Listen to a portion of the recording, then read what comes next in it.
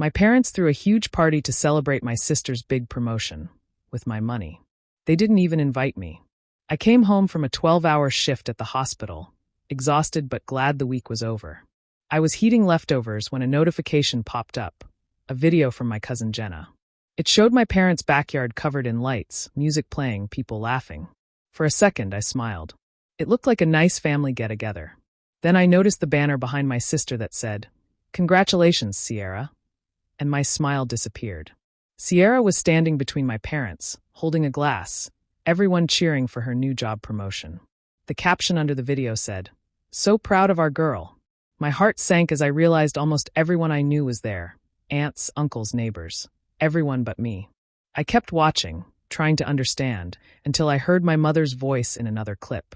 She was thanking the guests and laughing, saying, "We couldn't have done this without a little help from Cammie." The crowd clapped. I froze. A little help? What was she talking about? Something felt wrong. I opened my banking app and checked my account. My credit card, the one I'd given my mom to pay her medical bills, had thousands of dollars in new charges. Catering, decorations, party supplies, even the band. Every single thing from that party was paid for with my card. At first, I just stared at the screen. My chest felt tight, like I couldn't breathe. I'd been working double shifts for months, trying to save up, sending them money whenever they asked. I thought I was helping my family. Instead, they'd taken advantage of me again. The hurt came fast, but it was the anger that stuck. I could almost hear my dad telling Sierra how proud he was, how she earned it. Meanwhile, I was the one covering their bills, buying groceries, fixing their car when it broke down. None of that ever got me a thank you, let alone a party. The worst part wasn't the money. It was realizing they didn't even want me there. They'd planned it all behind my back, used what I'd worked for, and didn't think I'd find out. I sat there for a long time, staring at my phone, the sound of laughter still playing from Jenna's video. My apartment felt too quiet, too small. I thought about every time I'd told myself they'd notice me one day, that they'd be proud of me like they were of Sierra. But in that moment, I knew the truth. They never would. I didn't cry. I didn't scream. I just stood up, turned off the stove, and looked around my empty apartment. For the first time, I saw it clearly. All those years of trying to please them had led to this. And something inside me finally broke. Growing up in our small Oregon town, I always knew my place in the family. Sierra was the shining star, the one everyone talked about. Teachers loved her, neighbors praised her, and my parents couldn't stop showing her off. She was the golden girl, the one with perfect hair, a loud laugh, and friends everywhere she went. I was quieter. I studied, helped around the house, and did what I was told. When people described me, they always said the same thing. "Cammie's such a good girl. She never causes trouble." It sounded like a compliment, but it never felt like one. I learned early that being good didn't earn attention. Sierra could forget her chores, fail a test, or talk back, and my parents would still laugh it off. If I made one mistake, even a small one, I'd get a long talk about being more responsible. My mom used to say, "You're the strong one, Cammie. You don't need as much." I believed her for a long time. When Dad lost his job during my senior year, everything got harder. Bills piled up, and the stress filled our house like smoke. Sierra was in college at the time, calling home to ask for money while posting pictures of shopping trips with her friends. I started working at the diner down the road after school and used the money to help with groceries. I told myself it was temporary, that things would get better once I finished nursing school. But they didn't. After Dad found part-time work, I kept helping out because no one else did. Mom said Sierra deserved a little fun after college.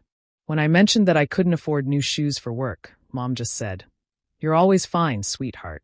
You always find a way." I still remember the day I graduated from nursing school. It was the biggest moment of my life.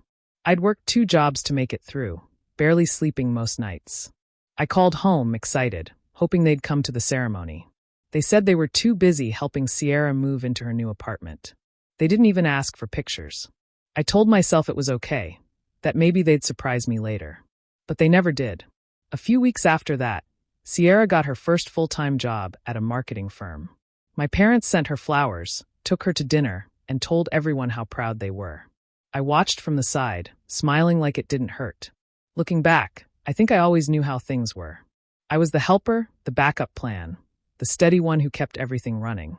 They depended on me, but never saw me. Sierra didn't have to earn their love. She just had it. Now, remembering all of it, I can see how every small moment built up to the one that broke me. It wasn't just the party. It was years of being invisible. I drove straight to my parents' house that night without even changing out of my scrubs. My hands were shaking the whole way there. The closer I got, the louder the music became. When I pulled up, cars lined both sides of the street. I could see lights flashing through the windows and laughter spilling out into the night. It didn't look like a family home anymore. It looked like a place I didn't belong. I walked up to the front door and rang the bell. No one answered. I knocked again, harder this time. Still nothing.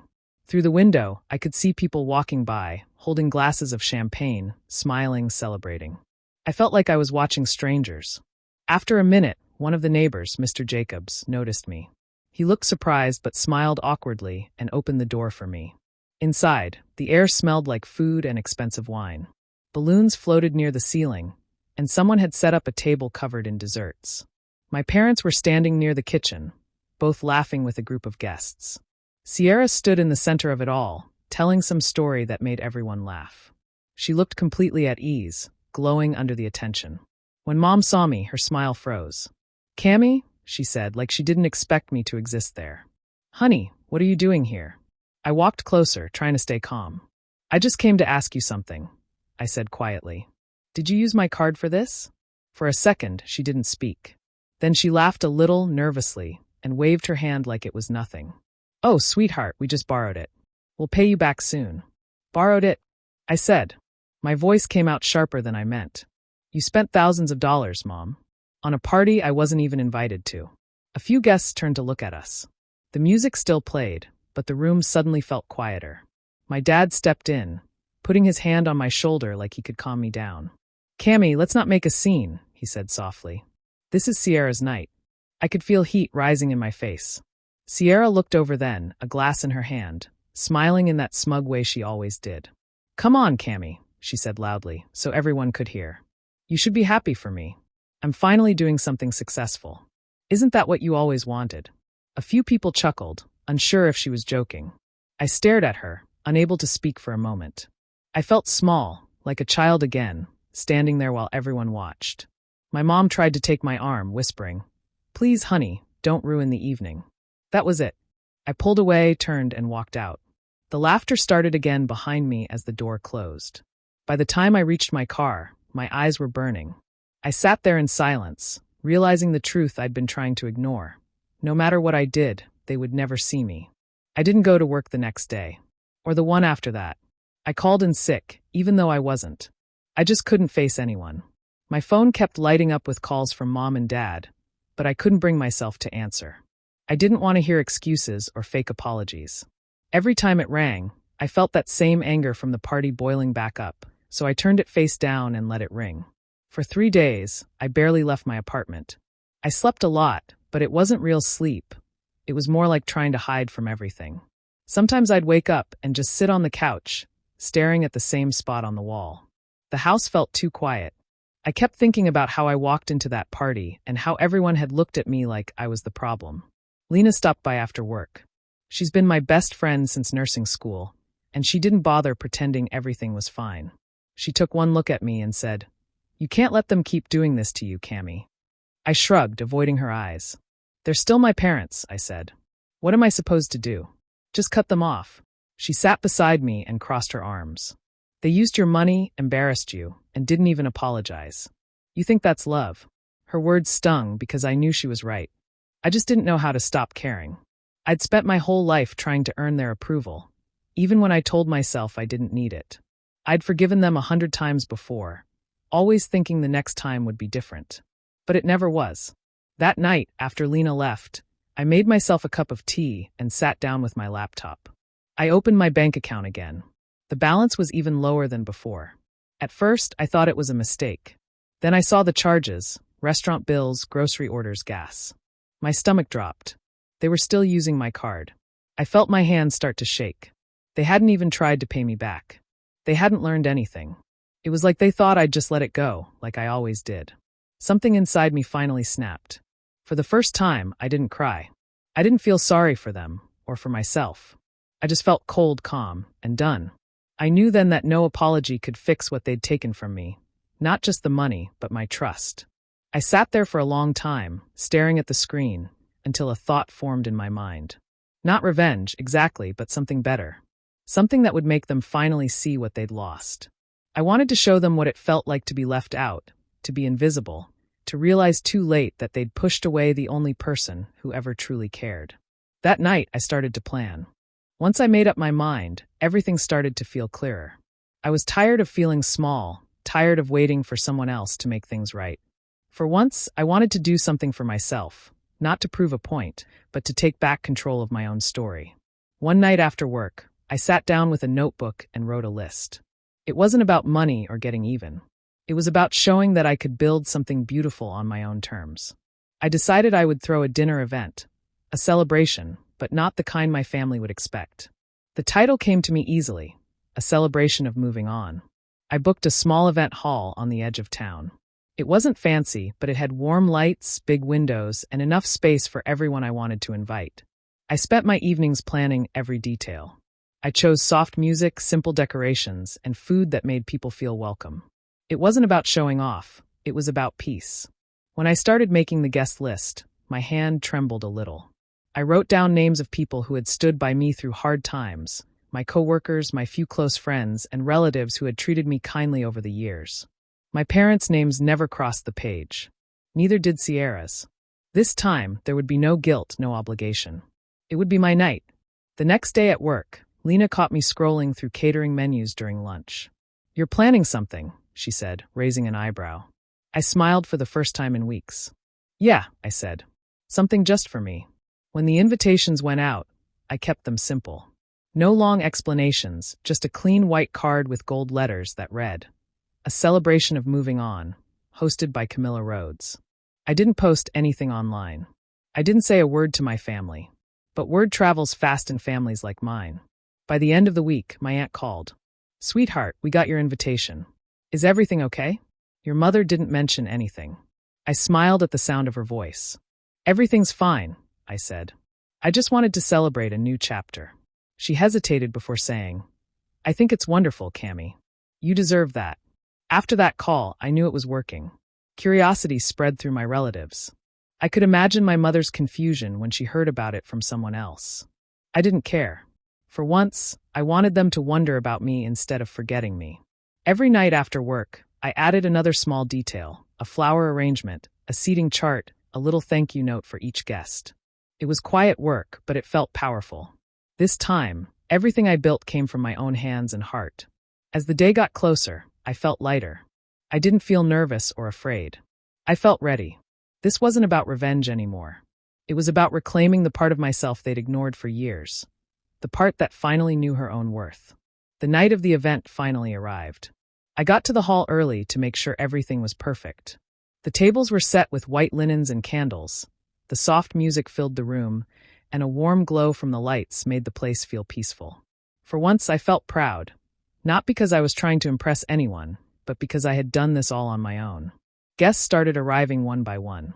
My coworkers came first, followed by some cousins and neighbors I hadn't seen in years. Everyone smiled, hugged me, and told me how beautiful everything looked. For the first time in a long while, I felt seen. I moved through the room, greeting people, laughing softly, trying to let go of everything that had weighed me down. Then I heard it, my mother's voice. I froze. When I turned toward the door, there they were. My parents stood side by side, and right behind them was Sierra, holding a gift bag and smiling like she belonged there. My heart dropped. They hadn't been invited. I knew instantly how they found out. My aunt must have told them. I could tell from the way my mom's face lit up that they thought this was some sort of peace offering, a chance to make things right. I took a deep breath and walked over to them. My mom reached out for a hug, but I didn't move. "You came," I said quietly. "Of course we did," she said, pretending everything was normal.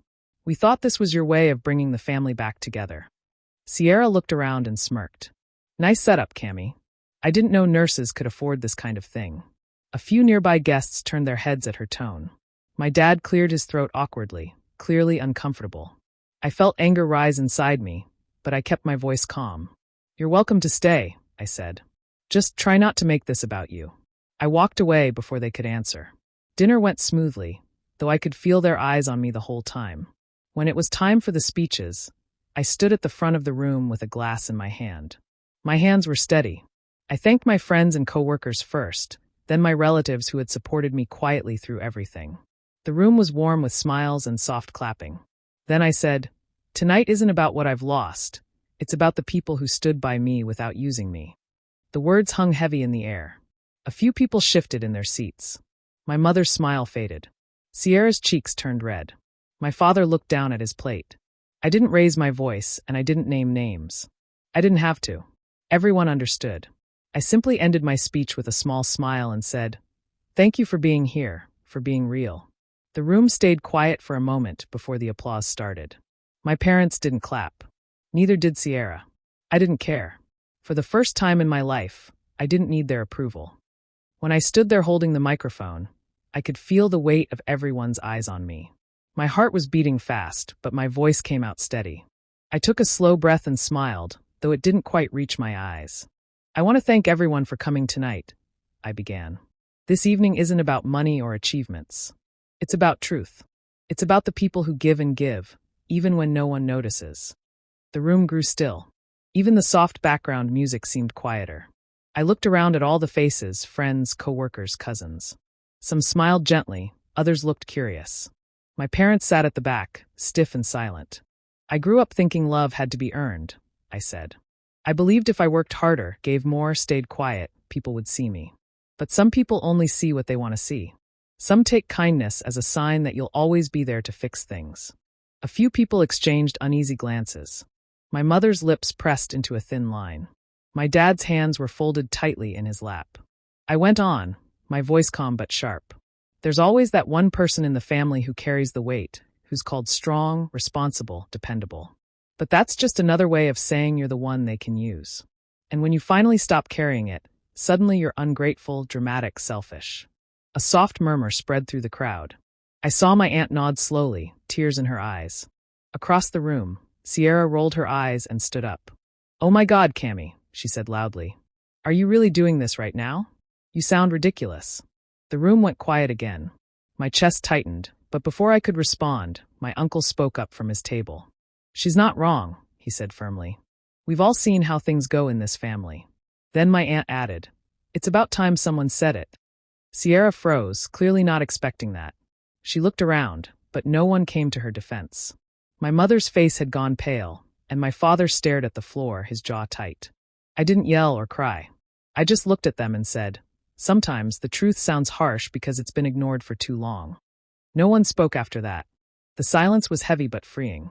I placed the microphone down and gave a small nod before walking off the stage. For the first time, I didn't feel invisible. I felt seen, even if it made everyone else uncomfortable. After the event ended, I slipped out quietly before anyone could stop me. The night air felt cool against my skin, and for the first time in a long while I could breathe.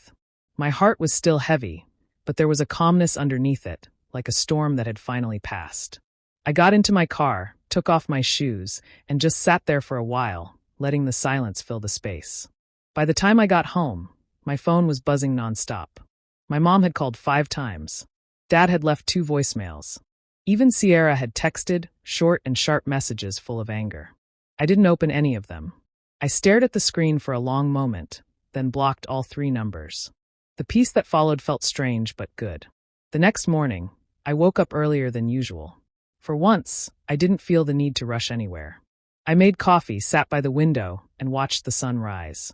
It was quiet, just the sound of birds outside and the hum of the city. I realized that this quiet, this freedom, was something I hadn't allowed myself to have before. Later that week, a few relatives reached out. My aunt called to say she was sorry she hadn't noticed sooner how unfair things had been. My cousin sent a message saying my speech had made her think about her own family. I didn't need their sympathy, but their words warmed something inside me. It felt good to know someone had finally understood. Sierra, on the other hand, didn't take it well. From what I heard, she'd tried to defend herself to some of the guests after I left, saying I was jealous and unstable. But people weren't buying it. A few of her co-workers who had been at the party quietly stopped talking to her. I didn't gloat. I just let her deal with the truth on her own. A week later, I started packing up my apartment. I didn't make a big plan or announcement. I just knew it was time to go. I found a travel nursing job that would take me across different cities for a few months at a time. The idea of seeing new places, meeting new people, and starting over made me feel light again. As I loaded the last box into my car, I looked around the empty room and smiled. I wasn't running away anymore. I was finally moving toward something myself. Months passed after I left Oregon. I had been moving from city to city for my travel nursing job, never staying long enough to settle, but long enough to breathe. Each new place gave me something different: quiet mornings, new faces, and the kind of calm I never had growing up. I didn't think about my parents much anymore. I didn't hate them. I just didn't let them live in my head. One evening, I came back to my small rented apartment after a long shift. There was a letter sitting on the table by the door. It was forwarded from my old address. The handwriting on the envelope stopped me cold. It was my dad's. I stood there for a minute, just staring at it. Part of me wanted to throw it away without opening it, but curiosity got the better of me. I sat down and carefully tore it open. The paper inside was creased and shaky, like he had written it more than once. The first line made my chest tighten. "Cammy, I know I don't have the right to ask you to read this, but I hope you will." I read slowly, one line at a time. He talked about how he had watched me grow up too fast, how he'd leaned on me when he should have been protecting me. He wrote about Mom and how they had always thought Sierra needed more attention, more support, while assuming I'd be fine on my own. "We made it easy to love her loudly and hard to love you quietly," he wrote. And I see now how wrong that was. He said he hadn't realized how much they'd taken from me. Not just money, but trust and time and love I had given without hesitation. He said Mom cried for days after my speech and couldn't stop saying she wished she had listened sooner. He ended the letter with, "We're proud of you, even if we never said it when it mattered most. I hope one day you can forgive us." By the time I reached the end, my eyes were blurry. Not from tears exactly, but from a kind of quiet sadness that didn't hurt anymore. I folded the letter and set it aside. I didn't feel angry, and I didn't feel relieved either. It just felt final. I looked around the small apartment, the half-unpacked suitcase, my coffee mug on the counter, the faint sound of rain against the window. It wasn't much, but it was mine. For the first time in my life, I didn't need anyone's apology to feel at peace. I didn't need approval or recognition. I had my own life now, one that I had built piece by piece, and that was enough. The following spring, I finally settled down in a quiet coastal town in Washington. It was small and peaceful, with streets lined with tall trees and the sound of the ocean never too far away. For the first time, I found a place that felt like mine. I rented a little house near the water, with a porch big enough for a few chairs and a small table. The air always smelled like salt and pine. After a few months of working at the local hospital, I started to make friends. They were simple, kind people. Co-workers who invited me for coffee after long shifts, neighbors who waved every morning. There were no expectations, no pressure to be anyone but myself. One evening, while sitting on my porch watching the sunset, I got the idea to host a small gathering. Nothing fancy, just dinner and laughter with the people who had become my new circle. I spent the day before cooking and decorating. I bought fresh flowers from a nearby farmer's market and set them in glass jars. The menu was simple: pasta, salad, and homemade pie. When everyone arrived, the house filled with warmth and laughter. We ate, told stories, and played music from someone's phone. It wasn't perfect, but it felt real. At one point, Lena, who had come to visit for the weekend, leaned toward me and said, "You look happy, Cammy. Like really happy." I smiled and nodded. "I think I am," I said. And I meant it. Later that night, as we all sat outside under the string lights, I raised my glass. "I don't have a big speech," I said softly. "I just want to say thank you. For being here, for being real, for reminding me that peace is better than approval." Everyone clinked their glasses, smiling. There were no fake compliments, no forced laughter, no one trying to take up all the space in the room. Just honest joy, something I hadn't felt in years. As the night went on, I looked around at the people gathered there. They didn't know my whole story, and they didn't need to. They liked me for who I was right now, not for what I could do for them or how much I could give. That was all I ever wanted. When everyone finally left, I stayed outside a little longer. The air was cool, the sky full of stars. I thought about my family, but there was no anger left, no sadness. Just distance, quiet, peaceful distance. I realized then that my revenge hadn't been walking away or exposing them. It was learning to build a life they could no longer control. A life filled with honesty, peace, and people who cared for me without asking for anything in return. And as I sat there, listening to the ocean in the distance, I knew I'd finally found the kind of celebration that truly mattered.